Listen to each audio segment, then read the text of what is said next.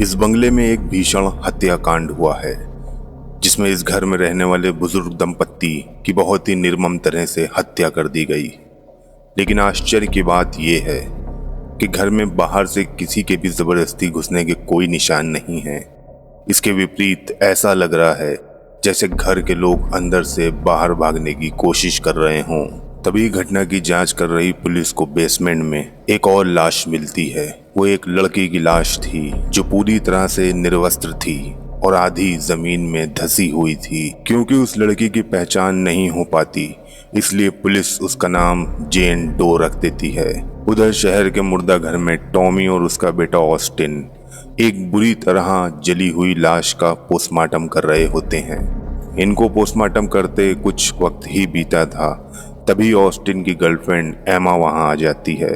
Austin एमा को आज रात डेट पे ले जाने वाला था। बातों बातों में एमा लाश देखने की जिद करने लगती है, इसलिए ऑस्टिन उसको एक लाश दिखाने के लिए ले जाता है। उस लाश का चेहरा पूरी तरह से पिचका हुआ था, मानो उसका सर किसी ने पत्थर से कुचल दिया हो। वहीं एमा देखती है उस लाश के पैर में एक घंटी बंधी हुई है। वो इस बारे में टॉमी से पूछती है तो इस पे टॉमी कहता है, दरअसल पुराने ज़माने में ये जानना बहुत मुश्किल था कि इंसान मर चुका है या कोमा में है, इसलिए उसके पैर पे घंटी बांध दी जाती थी ताकि कोई भी हलचल हो तो घंटी की आवाज़ से ये पता चल सके इंसान जिंदा है या मर चुका।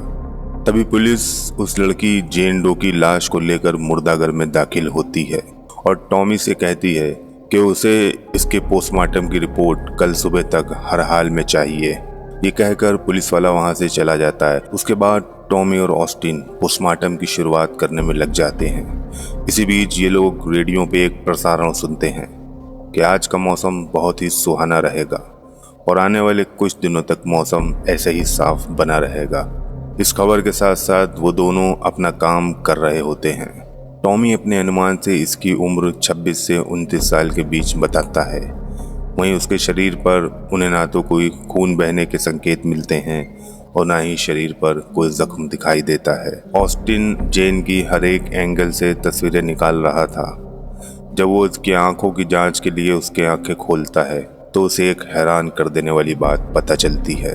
दरअसल जेन डो की आंखें सफेद रंग की हो चुकी थीं और टॉमी के मुताबिक ऐसा तब होता है जब इंसान कई दिनों पहले मरा हो। लेकिन जेन डो का शरीर अभी भी लचीला था, जो इस बात के संकेत दे रहा था कि वो हाल में ही मरी है। हालांकि उसका शरीर साधारण तापमान से ज्यादा था, जो फिर इस बात का संकेत दे रहा था कि उसको मरे हुए कई दिन बीत चुके हैं।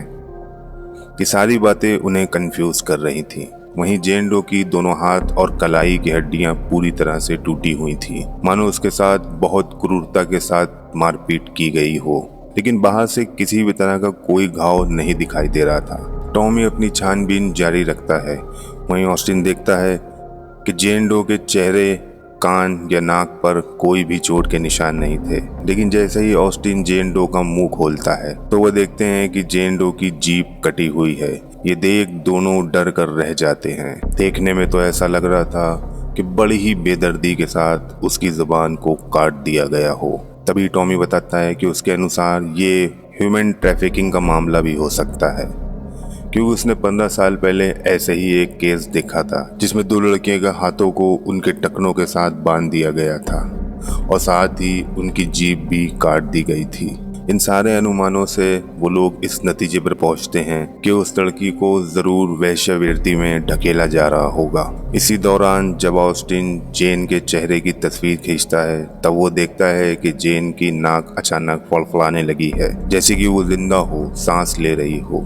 और देखते ही देखते उसकी नाक से खून की धार निकलने लगती है और अगले ही पल एक मक्खी उसकी नाक से निकलकर उड़ जाती है। ये देख ऑस्टिन सन्न रह जाता है। वहीं टॉमी की नज़र जेन डो के खुले हुए मुंह की तरफ पड़ती है, जहां वो देखता है कि जेन डो का एक दांत गायब है। उसे उसके मुंह के अंदर से एक धागा भी मिलता है, जिसे वो लोग जांच के लिए आगे सुरक्षित रख लेते हैं। उसके बाद टॉमी जेन डो के प्राइवेट पार्ट की जांच करता है तो उसे उसके अंदर से ढेर सारे घाव के निशान मिलते हैं। हालांकि इन सब से वो किसी नतीजे पर नहीं पहुंचते।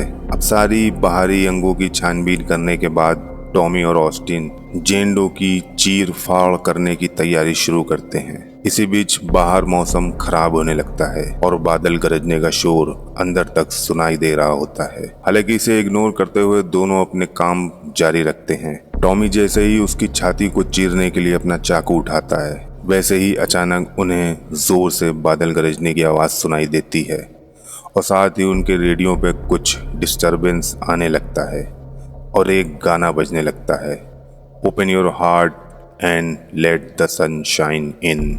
लेकिन टॉमी और ऑस्टिन इस बात को ज़्यादा गंभीरता से नहीं लेते और अपना काम जारी रखते हैं। टॉमी जेन डो की छाती से लेके पेट तक एक चीरा लगाता है। चीरा लगाते ही जेन डो के शरीर से खून की धारा कुछ यूं बहने लगती है मानो कि वो जिंदा हो। ये देख टॉमी और ऑस्टिन के भी दिमाग के सारे तार हिल जाते हैं। लेकिन फिर भी जेन डो की पसली को काट कर उसके अंदरूनी अंग पर नजर डालते हैं तो वो देखते हैं कि जेन डो के फेफड़े गहरे काले पड़ चुके हैं। अंदर का नज़ारा देख ऐसा मालूम हो रहा था मानो उसको बहुत ही देर तक आग में जलाया गया हो, लेकिन इस लड़की के शरीर पर तो जलने का एक भी निशान नहीं था। ये बात टॉमी और ऑस्टिन को हैरान कर देती है। उसके बाद टॉमी जब जेन डो का दिल निकाल कर देखता है तो उसे उसके दिल पर चाकू से काटे जाने के निशान नजर आते हैं और सिर्फ उसके दिल पर ही नहीं बल्कि उसकी बाकी अंदरूनी अंगों पर भी वैसे ही निशान होते हैं। लेकिन बिना कोई चीरफाड़ करे कोई किसी के शरीर के अंदर कैसे घाव दे सकता है। वो दोनों इस बारे में विचार कर ही रहे होते हैं तभी उस कमरे की लाइट यकायक बुझने लगती है और अचानक बाहर से एक अजीब सी आहट सुनाई देती है, जिसे सुनकर ऑस्टिन उस आहट के पीछे जाता है। तभी उसकी नज़र गलियारे पे लगे एक आईने पे पड़ती है जिसमें वो देखता है कोई शख्स गलियारे के मोड़ पर खड़ा हुआ है। ये देख ऑस्टिन उसके पास जाता है, लेकिन जब वो गलियारे के मोड़ पर जाके देखता है तो वहाँ उसे कोई भी नहीं दिखाई देता। उसके बाद ये लोग काम को आगे जारी रखते हुए जेन डो की अंतड़ियों को काटते हैं तो उसके अंदर उन्हें एक फूल मिलता है। टॉमी जब उस फूल के बारे में पता करता है तो उसे पता चलता है कि इस फूल को खाने से लकवा मार जाता है।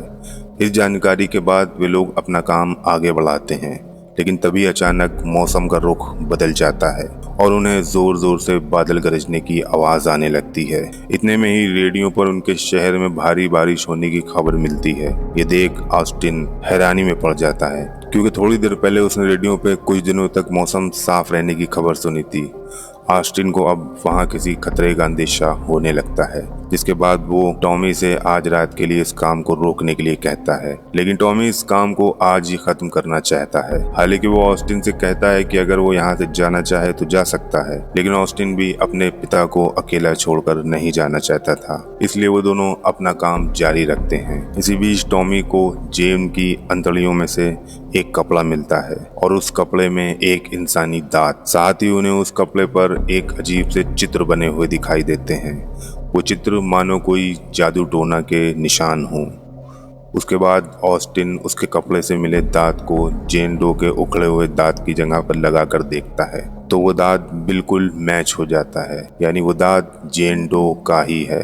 इससे ऑस्टिन इस नतीजे पर पहुंचते हैं कि किसी ने जेन डो के दांत को उखाड़कर उसे कपड़े में लपेट कर जबरदस्ती उसे खिला दिया हो। इन सारी चीजों के मद्देनजर वो अब इस नतीजे पर पहुंचते हैं कि जेन डो की मौत किसी धार्मिक रिचुअल वजह से की गई है। ये सब सुन ऑस्टिन की रूह कांप उठती है। हालांकि जेन का सुंदर बेदाग शरीर उसके सारे नतीजों को झुठला रहा था। आखिर किसी के शरीर को छुए बिना आखिर उसे इतनी बर्बरता के साथ कैसे मारा जा सकता है? इस सवाल ने उन दोनों के दिमाग को हिला कर रख दिया था, लेकिन फिर भी वो दोनों जेन डो की खाल उतार कर पोस्टमार्टम को आगे जारी रखते हैं और उसके शरीर के अंदर का खौफनाक मंजर देख उनके जैसे कलेजा ही मुंह को आ गया हो, क्योंकि उसकी खाल में भी वही सारे चित्र बने होते हैं जो उसकी अंतरियों में मिले थे। ये देख वो दोनों यहाँ से फौरन भागने लगते हैं, लेकिन तभी उस कमरे में सारी लाइटें अपने आप ही ध्वस्त हो जाती हैं, जिससे वहाँ गुप्त अंधेरा हो जाता है। उस घटना से घबराए ऑस्टिन जब अपनी टॉर्च जलाकर इधर उधर नजर दौड़ाता है तो वो देखता है उस कमरे में रखे सारे मुर्दे अब गायब हो चुके हैं। ये देख ऑस्टिन और टॉमी जितनी जल्दी हो सके वहां से बाहर निकलने की कोशिश करते हैं, लेकिन वो इस बात को भी जानते थे बिना बिजली के उस जगह से बाहर निकल पाना नामुमकिन है। इसलिए अस्त व्यस्त दोनों तहखाने के रास्ते से बाहर जाने की कोशिश करते हैं, लेकिन तभी अचानक तूफान की वजह से एक पेड़ दरवाजे पर गिर जाता है, जिससे वो दरवाजा नहीं खोल पाते। इसलिए अब वो दोनों अपने ऑफिस में लगे लैंडलाइन फोन की तरफ जाने लगते हैं, लेकिन तभी उन्हें गलियारे से होकर उनकी तरफ बढ़ती हुई किसी चीज के कदमों की आहट सुनाई देती है, जिससे डर कर वो दोनों दौड़ते हुए तुरंत ऑफिस में घुस जाते हैं और दरवाजा अंदर से बंद कर लेते हैं। जिसके बाद टॉमी तुरंत पुलिस को कॉल करता है, लेकिन बदकिस्मती से सिग्नल वीक होने के कारण उनकी बात नहीं हो पाती और कॉल कट जाती है। वो दोनों उस जगह पर कैद होकर रह जाते हैं। वो वहां से निकलने के दूसरे प्रयासों के बारे में सोच ही रहे होते हैं, तभी एक घंटी की आवाज सुनकर उनकी धड़कनें थम सी जाती हैं, क्योंकि वो आवाज इस बात का संकेत दे रही थी कि कोई मुर्दा जिसके पैरों पर घंटी बंधी हुई है वो उन्हीं की तरफ बढ़ रहा है। वह मुर्दा दबे पांव चलता हुआ उनके दरवाजे के बिल्कुल करीब पहुंच जाता है। उसकी मौजूदगी महसूस कर जब ऑस्टिन दरवाजे के नीचे से झांक कर बाहर देखता है तो उसे उस मुर्दे के पैर दिखाई देते हैं, जिसे देख ऑस्टिन घबरा जाता है। इतने में ही वो मुर्दा जोर जोर से दरवाजे को पीटने लगता है और दरवाजा खोलने की कोशिश करने लगता है। ये देख ऑस्टिन और टॉमी दरवाजे को एक भारी अलमारी से बंद करने की कोशिश करते हैं। कुछ देर दरवाजा पीटने के बाद मुर्दा दरवाजा पीटना बंद कर देता है। अब ऑस्टिन को पूरा यकीन हो गया था कि ये सब जेन डो की लाश की वजह से हो रहा है, क्योंकि उसे यहाँ लाने से पहले सब कुछ ठीक चल रहा था। लेकिन जैसे जैसे वो चीर फाड़ आगे करते जा रहे थे वैसे वैसे चीजें बिगड़ती जा रही थीं। इस घटना के बाद टॉमी को भी यकीन हो जाता है कि ये सब उस लाश की वजह से हो रहा है। इसलिए अब वो लोग जेन डो की लाश को ठिकाने लगाने के लिए वापस ऑटोप्सी रूम में जाते हैं। अब जेन डो के शरीर को जलाने की तैयारी करते हैं, तभी अचानक उस कमरे का दरवाजा अपने आप ही लॉक हो जाता है। ऑस्टिन एक कुल्हाड़ी की मदद से उस दरवाजे में एक होल करता है और जब वो उस होल से बाहर देखता है तभी अचानक वहां एक मुर्दा आकर खड़ा हो जाता है। ये देख टॉमी और ऑस्टिन की जान मानो हलक में ही आ गई हो। अब देरी न करते हुए जेन डो की लाश पर फ्यूल डालकर उसमें आग लगा देते हैं, लेकिन उसका शरीर जलना तो दूर की बात उल्टा सारी आग को अपने अंदर सोख लेता है। ये देख वो लोग और घबरा जाते हैं। अब सिर्फ जेन डो का दिमाग ही खुलना बाकी रह गया था। ऑस्टिन सीधा जेन डो की खोपड़ी को काटकर उसके दिमाग को देखता है तो उसे पता चलता है कि जेन डो का दिमाग एकदम सही सलामत है। ऑस्टिन जब उसके दिमाग का एक टुकड़ा निकालकर उसे माइक्रोस्कोप में देखता है तो उसे ऐसी बात पता चलती है जिसके बारे में सोचकर उसके पैरों तले जमीन ही खिसक जाती है। उसके दिमाग के सेल्स पूरी तरह से एक्टिव थे, जिसका एक ही मतलब था, जेन डो अभी जिंदा है। यानी अब तक उन्होंने जेन डो के साथ जो कुछ भी किया उन सारे दर्द को वो महसूस कर रही थी। ये बात उन्हें अंदर तक झंझोड़ कर रख देती है। लेकिन जेन डो के सारे अंग निकाले जाने के बाद भी वो कैसे जीवित रह सकती है, ये सवाल उन दोनों को परेशान किए जा रहा था। इस दौरान ऑस्टिन जेन की अंतड़ियों में मिले उस कपड़े की जांच करता है। तब उसे उस पर कुछ रोमन्स नंबर दिखाई देते हैं जो एक शब्द बना रहे थे। वो शब्द था लेविटिकस 20। ये सुनकर टॉमी बाइबल निकालता है और उसमें एक चैप्टर खोलता है। उस चैप्टर का नाम था लेविटिकस 20, जिसमें लिखा था कि जो भी आदमी या औरत शैतान के संपर्क करने की कोशिश करता है उसे मार दिया जाए, क्योंकि वह एक विच यानी कि चुड़ैल है। ये सुनकर ऑस्टिन अपने पिता को बताता है 1693 ईस्वी में जब इंग्लैंड के लोगों ने कई जवान औरतों को विच समझकर भरे बाजार में जिंदा जला दिया था। यह घटना स्लेब विच ट्रायल के नाम से काफी प्रसिद्ध भी हुई थी। इन सारी कड़ियों को जोड़कर टॉमी और ऑस्टिन इस दिल दहला देने वाले नतीजे पर पहुंचते हैं कि जेन डो की हत्या भी 1600 में विच ट्रायल के टाइम पर हुई थी। वहीं ऑस्टिन पूछता है कि आखिर जेन उसके ही पीछे क्यों पड़ी है। इस पर टॉमी कहता है कि अब तक उन्हें जेन डो के साथ जो कुछ भी किया वो उसे महसूस कर रही थी और अब जेन चाहती है कि उसने जो दर्द महसूस किया वो हम लोग भी महसूस करें, इसलिए उसने हम दोनों को अभी तक जिंदा रखा है। तभी एक मुर्दा दरवाजा तोड़कर अंदर आने की कोशिश करने लगता है। ऑस्टिन उसे रोकने दरवाजे की तरफ दौड़ता है, लेकिन टॉमी को ये यकीन आ गया था कि जेन को रोकना नामुमकिन है। इसलिए वह जेन से एक सौदा करता है। वह जेन से कहता है कि वो उसे जितना चाहे तड़पा ले, लेकिन वो उसको बेटे को जाने दे, जिसके बाद देखते ही देखते सब कुछ शांत हो जाता है। लेकिन तभी जेन टॉमी को वो दर्द देने लगती है जो उसने उस वक्त महसूस किया था। ठीक वैसे ही टॉमी की भी दोनों हाथ और पैर की हड्डियां टूट जाती हैं और उसकी आंखें भी सफेद होने लगती हैं। टॉमी के हर दर्द के साथ जेन वापस पहले जैसी होने लगती है। उसकी टूटी हुई हड्डियां भी वापस जुड़ जाती हैं और उसका कटा हुआ शरीर भी ठीक होने लगता है। लेकिन दर्द से किरहा रहे टॉमी का तड़पना ऑस्टिन से देखा नहीं जाता और वह उसे चाकू से मारकर दर्द से मुक्ति दिला देता है। इतने में ही ऑस्टिन को पुलिस के आने की आवाज सुनाई देती है, जिसे सुनकर वो दरवाजे की तरफ जाता है, लेकिन वो देखता है दरवाजा अभी भी बंद है। वो बाहर मदद के लिए गुहार लगाता है, लेकिन तभी वो गाना बजने लगता है, open your heart and let the sunshine in. Austin को समझ आ जाता है बाहर कोई पुलिस मौजूद नहीं, बल्कि ये जेन डो द्वारा पैदा किया गया एक भ्रम है। ऑस्टिन ने टॉमी को मारकर जेन डो के शरीर को ठीक होने से रोक दिया था, जिससे जेन डो बहुत क्रोधित हो गई थी। तभी अचानक ऑस्टिन अपने पिता को जिंदा देखता है। ये देख घबराकर वो नीचे गिर जाता है और उसकी भी मौत हो जाती है। अगली सुबह पुलिस वहां पर आती है। इस सीन को देखकर पुलिस वाला समझ जाता है कि पिछले घर की तरह यहाँ पे भी वही चीज हुई है और जेन डो की लाश अभी भी सही सलामत रखी हुई है। अंत में हम देखते हैं जेन डो की लाश को एम्बुलेंस से ले जाया जा रहा है और देखते ही देखते उसका पैर हिलने लगता है, यानी जेन डो अभी भी जिंदा है और जो कुछ यहाँ पर हुआ वो कहीं और भी होना बाकी है।